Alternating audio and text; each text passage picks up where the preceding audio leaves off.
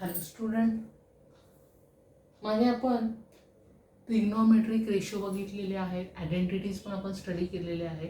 आता आपण ह्याचाच उपयोग करून प्रॅक्टिस सेट 6.1 सोडवणार, म्हणजे एक्सरसाइज 6.1.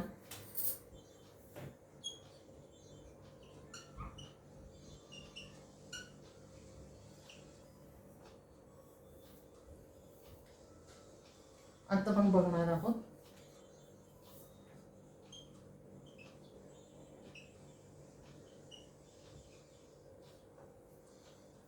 फर्स्ट प्रॉब्लेम आहे तो सोपा आहे. मी सेकंड प्रॉब्लेम यातला घेणार आहे, कारण फर्स्ट आणि सेकंड सोपा आहे, सेम आहे, म्हणून मी सेकंड घेते. फर्स्ट सेकंड थर्ड, तर मी सेकंड घेते. If the tan theta is equal to 3/4, find the value of sec theta and the cos theta.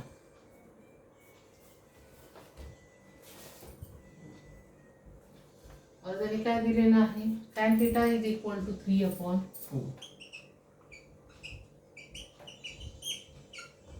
आणि find the value of sec theta and cos theta. Sec theta आपल्याला काढायचा आहे आणि cos theta आपल्याला काढायचा आहे. आता हा प्रॉब्लेम मी दोन पद्धतीने तुम्हाला दाखवते. Any method you can use it. Suppose I can draw the right angle triangle.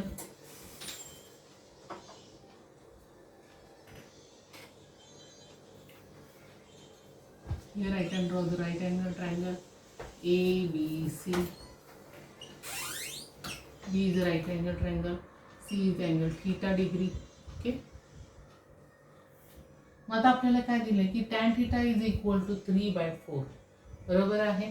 मग आपण tan theta कसा काढतो? tan theta is equal to opposite side upon adjacent side.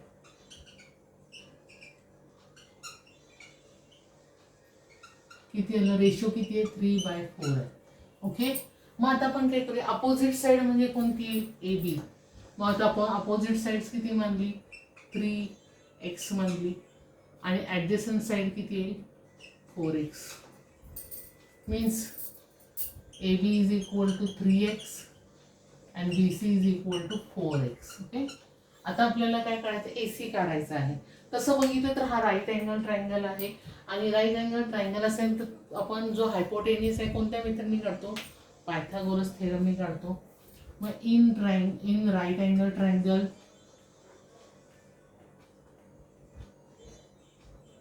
ABC by using the Pythagoras theorem.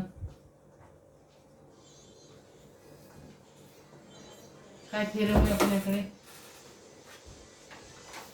Hypotenuse square is equal to side 1 square plus side 2 चा square.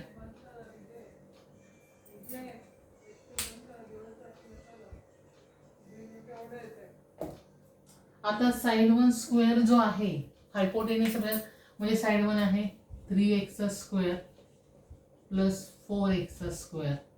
3x square म्हणजे 9x square plus 16x square is equal to 25x square. हे दोघांची सम केली.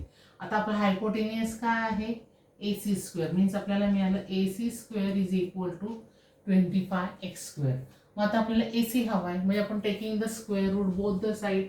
therefore AC is equal to काय? Square root घेतलं तर 5x, म्हणजे हा आपल्याला किती मिळाला? 5x. ओके. मग आता आपल्याला काय करायचं आहे? Cos theta. मग आपला फॉर्म्युला काय? Cos theta is equal to adjacent side upon hypotenuse. Adjacent side किती आपली?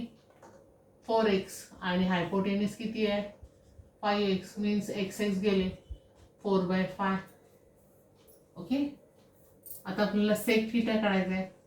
सेक थिटा आपण कसं काढतो? ह्याच्या बरोबर अपोजिट हायपोटेनियस अपॉन ॲडजेसंट साइड. मी लिहिलेलं नाही आहे, तुम्ही लिहायचं आहे. आता हायपोटेनियस किती आहे? 5x. ॲडजेसंट side 4x. x गेले म्हणजे 5/4. बघा कसं काढलं, लक्षात आलं तुमच्या? बघून घ्या कसं काढलंय ते. आता ही एक पद्धतीने आपण हे सोडवलेलं आहे. पुढचं आपण आयडेंटिटी वापरून देखील हे एक्झाम्पल सोडवू शकतो. दोन्ही मेथड सोपे आहेत. तुम्हाला जी इझी वाटेल ती तुम्ही सोडवू शकता. मी दुसरी मेथड तुम्हाला दाखवते. आयडेंटिटी यूज करून. आता आयडेंटिटी तुम्हाला एक टॅन थीटा जे तुम्हाला 3 आयडेंटिटी सांगितल्या होत्या. एक sine square theta plus cos square theta is equal to 1 आणि आणखी एक होती 1 plus tan square theta is equal to sec square theta.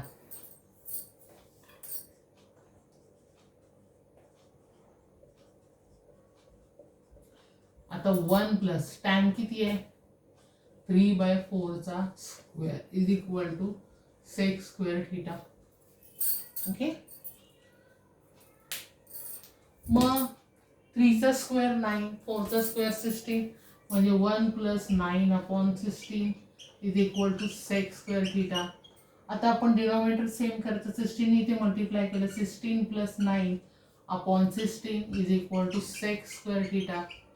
16 plus 9 25/16 is equal to sec square theta. Taking the square root both side. मी लिहित नाहीये पण तुम्ही लिहायचं आहे. 5/4 is equal to sec theta. Taking the square root हे लिहायचं आहे. आता आपल्याला कॉस थीटा काढायचा आहे. तुम्हाला माहिती आहे की सेक थीटाच्या बरोबर sec theta is equal to 1/कॉस थीटा किंवा cos theta is equal to 1/सेक theta.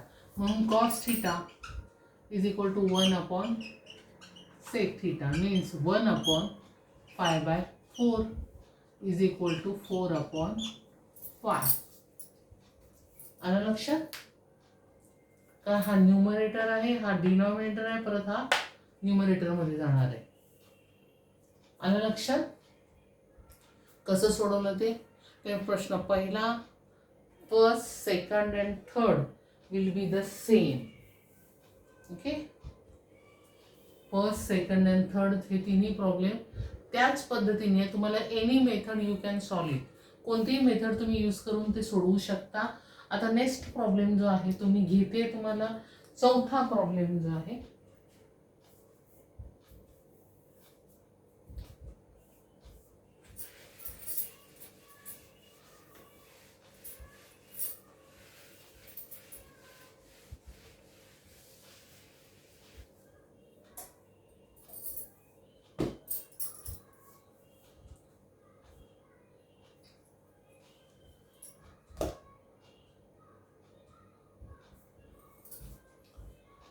if 5 sec theta minus 12 cosec theta is equal to 0, find the value of sec theta, cos theta and the sin theta. Okay.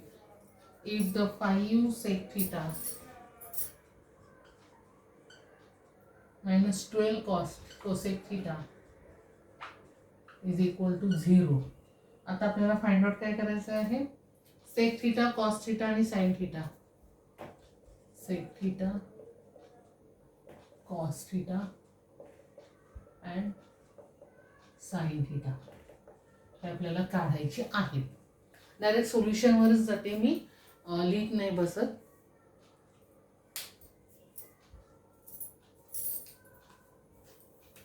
Okay. आता आपण जरा shifting करूया. हे sec 5 sec theta is equal to 12 cosec theta. Okay.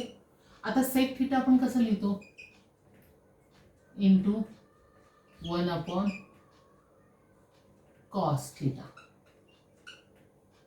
आणि cosec कसं लिहितो 12 into 1/साइन theta. बरोबर आहे. मग आता एक काम करूया. हे साइन इकडे शिफ्ट करू, 5 तिकडे शिफ्ट करू आणि मग शिफ्ट केल्यानंतर काय येईल. ओके. हा साइन इकडे शिफ्ट केला म्हणजे sine theta upon cos theta. हा 12 आहे, 5 शिफ्ट केला 12/5 मिळालं. मग sine theta upon cos theta म्हणजे मी तुम्हाला आधी सांगितलेलं होतं tan theta means tan theta is equal to 12/5. Okay. मी आता हा प्रॉब्लेम आयडेंटिटीने सोडवणार आहे. तुम्ही ट्रायंगल काढून देखील सोडवला तरी देखील चालणार आहे. मी डबल तुम्हाला दाखवणार नाही, मी डायरेक्ट आयडेंटिटीने दाखवणार आहे. ओके, मग आपल्याला आयडेंटिटी ह्याची आहे, तुम्हाला आठवत असेल 1 + tan square theta is equal to sec square theta. Okay, मग 1 + tan थिटा किती आहे 12/5 square is equal to sec square theta. बरोबर आहे. मग आता 12चा स्क्वेअर 144, 5चा स्क्वेअर 25, सेम डिनॉमिनेटर केलं 25 + 144/25 is equal to sec square theta. 4 + 5 9, 6 169/25 is equal to sec square theta. Taking the square root both side. 169 कोणाचा स्क्वेअर आहे 13 चा, means 13/5 is equal to sec theta. बरोबर आहे. मग आता आपल्याला सेक थिटा मिळालेला आहे. आता आपण काय करूया, सेक थिटाचे अपोजिट काय असतं, sec theta is equal to 1/cos theta, म्हणजे cos theta, cos theta is equal to 1/sec theta. 1/13/5 is equal to 5/13, म्हणजे cos थिटाची व्हॅल्यू मिळाली 5/13. पण आता आपल्याला फक्त काढायचं आहे साइन थिटा. आता हे आपल्याला इक्वेशन आपल्याकडे आहे, sine theta upon cos theta is equal to 12/5. Okay, मग त्याच्यामध्ये किंमत भरूया. ओके, भरूया. मी जर हे वरचं पुसते, हे तुमच्या लक्षात आलेलं असेल मी कसं सोडवलं ते.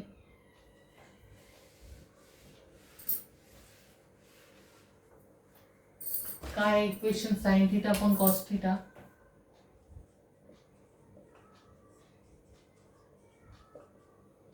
मग आपल्याला साइन थिटा हवा आहे, म्हणजे sine theta is equal to 12/5 into cos theta. बरोबर आहे. cos थिटा मी शिफ्ट केलेला आहे.